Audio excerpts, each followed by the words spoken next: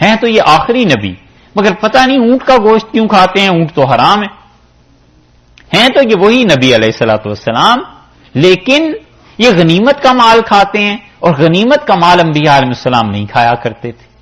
یہ اس طرح کے جملے جو ہیں یہ اب بھی مستشرقین یہاں یہ کرتے ہیں کہ کتاب پوری لکھی رسول اللہ صلی اللہ علیہ وسلم کی سیرت پہ، اچھے تھے، ایسے تھے، اور دو چار جملے درمیان میں ایسے لکھ دیے کہ لیکن ان میں یہ کمی تھی، یہ کمی تھی۔ یہ ہے وہ چیز اللہ نے کہا ہے اے بنی اسرائیل کے علماء، حق اور باطل کو گڈمٹ مت کرو، وَتَكْتُمُ الْحَقَّ، اور تم حق کو چھپاتے ہو۔ یہ تو صاف طور پہ حرام بات ہو گئی، حق کو چھپانا۔ پہلے کہا کہ گڈمٹ نہ کرو، حق کو الگ اور باطل کو الگ کرو، اور پھر فرمایا حق کو چھپاؤ بھی نہ، وَأَنْتُمْ تَعْلَمُونَ، اور تم حالانکہ تمہیں علم ہے۔ یہ جو لا ہے نا اس آیت کے آغاز میں کہ نہ کرو، یہ دونوں جگہ لگ رہا ہے۔ آپ دیکھیے وَلَا تَلْبِسُوا الْحَقَّ بِالْبَاطِلِ وَلَا تَكْتُمُوا الْحَقَّ، ایسے ہوگی یہ عبارت کہ نہ تم تلبیس کرو حق اور باطل کی گڈمٹ، اور نہ ہی تم حق کو چھپاؤ۔ اس لا کے تحت یہ دونوں آ رہے ہیں۔ وَأَقِيمُوا الصَّلَاةَ، اور نماز کو قائم کرو۔ یہ اللہ نے اس امت کو بھی حکم دیا، ہمیں بھی حکم دیا کہ نماز کو قائم کرو۔ نماز در حقیقت بندگی ہے اللہ کی، اور بندہ وہ جو اللہ کی بندگی کرے، اور بندگی کا نشان جس نے ہٹا دیا وہ بندہ نہ رہا۔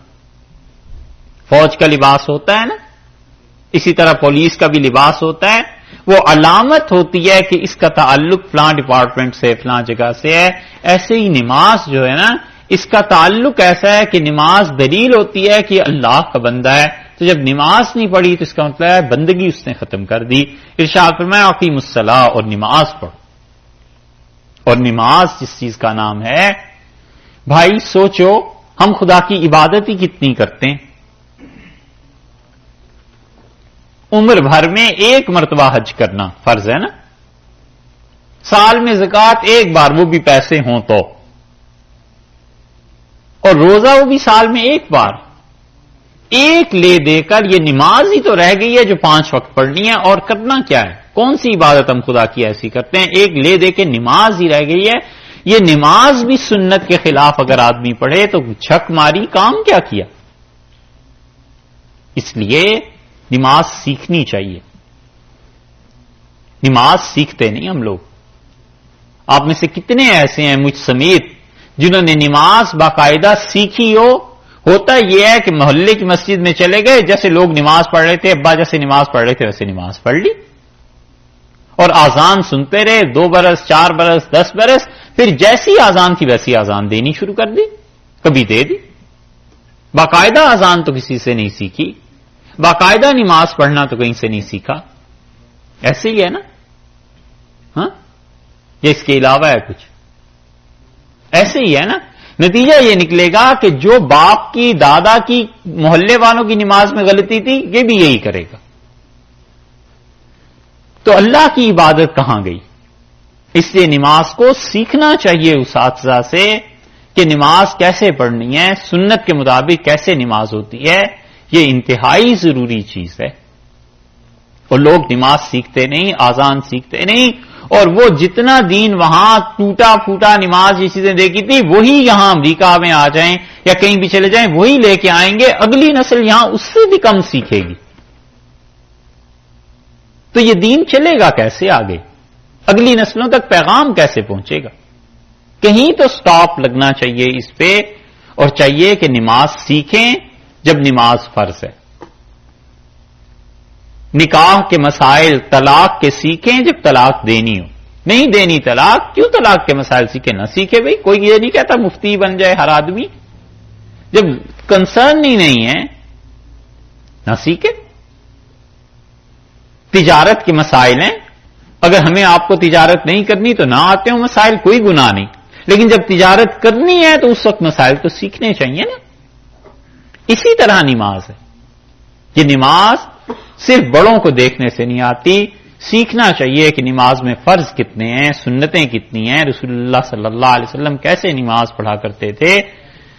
ان چیزوں کو سیکھیے، طہارت کو، غسل کو، وضو کو، اور جب آپ سیکھیں گے تو آپ کے ذمے تو اس لیے بھی زیادہ ضروری ہے کہ جو لوگ نئے نئے مسلمان ہوتے ہیں آپ انہیں سکھا سکیں گے کہ سنت میں ایسے ہے، حدیث میں ایسے آیا ہے، مسلمانوں کا طریقہ یہ ہے، وگرنہ جب خود نہیں آتا ہوگا تو آگے کیا ہوگا؟ وآتوا الزکاۃ، اور چھٹی چیز اللہ نے فرمایا کہ زکات دینا، وارکعوا مع الراکعین، اور رکوع کرو رکوع کرنے والوں کے ساتھ۔ یہ ہے آخری حکم یا نا 7واں حکم کہ ارشاد فرمایا کہ اے لوگو تم رکوع کرو رکوع کرنے والوں کے ساتھ۔ اس پر بحث کی ہے فقہا نے کہ یہ تو کافر ہیں یہودی، اللہ نے انہیں کیوں کہا ہے کہ نماز پڑھو اور رکوع کرو؟ تو امام مالک رحمت اللہ علیہ اس طرف گئے ہیں، وہ کہتے ہیں کافر کے لیے بھی نماز پڑھنا ضروری ہے۔ وہ کہتے ہیں نماز ایسی چیز نہیں ہے کہ کسی کو چھٹی مل جائے، کافر بھی نماز پڑھے، کافر کے ذمے بھی ضروری۔ اور حنفی فقہا کہتے ہیں کہ اصل میں یہ جو چیز ہے نا ساری کہ نماز پڑھو اور زکات دو اور رکوع کرو، وہ کہتے ہیں یہ سارے حکم آ رہے ہیں پہلے حکم کے تحت۔ آپ دیکھیے 41 نمبر آیت کو کہ وَآمِنُوا بِمَا أَنزَلْتُ، اور ایمان لاؤ رسول اللہ صلی اللہ علیہ وسلم پہ اور قرآن پہ۔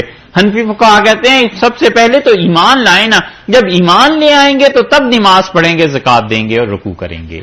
وہ کہتے ہیں یہ اس کے انڈر آ رہی ہیں ساری چیز، کہ سب سے پہلی شرط یہ تھی کہ تم لوگ رکوع کرو اور جو تم لوگ ایمان لاؤ۔ یہ ہے 7واں حکم۔ انشاءاللہ باقی اس کے بعد کل